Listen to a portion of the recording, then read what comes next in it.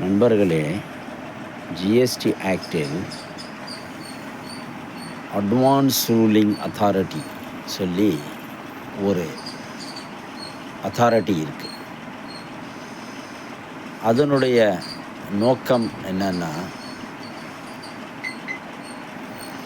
ஒரு registered tax பேயர், அதாவது GST கட்டுறவர், ஜிஎஸ்டியில் registration எடுத்தவர், அல்லது ஜிஎஸ்டியில் ரெஜிஸ்ட்ரேஷன் இருக்க விருப்பம் உள்ளவர், இந்த 2 பேருக்கும் ஏதாவது ஒரு சந்தேகம் இருக்குது ஜிஎஸ்டியை பற்றி அப்படின்னா, அவங்க ஒரு அப்ளிகேஷன், ஒரு ப்ரெஸ்கிரைப்டு ஃபீ இருக்குது, அந்த ஃபீயோட அந்த அட்வான்ஸ்டு ரூலிங் அத்தாரிட்டியில் போயிட்டு அப்ளை பண்ணால் இவருடைய சந்தேகம்,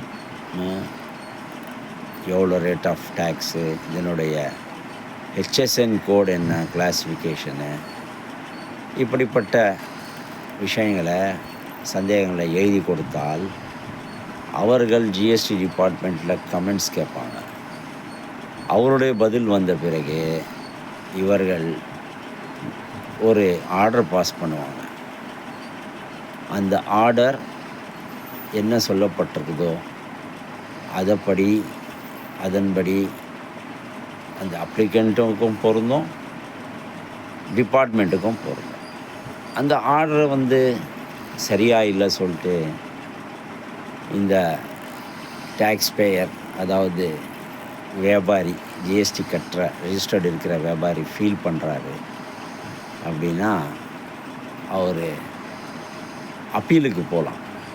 அப்பீலில் போயிட்டு கொடுத்தா அவங்க மறுபடியும் இதே மாதிரி ஒரு ஆர்டரை பாஸ் பண்ணுவாங்க. அப்போது இவருடைய சந்தேகங்கள்லாம் தீர்ந்து விடும். இது அட்வான்ஸ் ரூலிங் அத்தாரிட்டி பற்றி உள்ள வீடியோ. நம்மளுடைய சேனலை சப்ஸ்கிரைப் பண்ணுங்கள். தேங்க்யூ.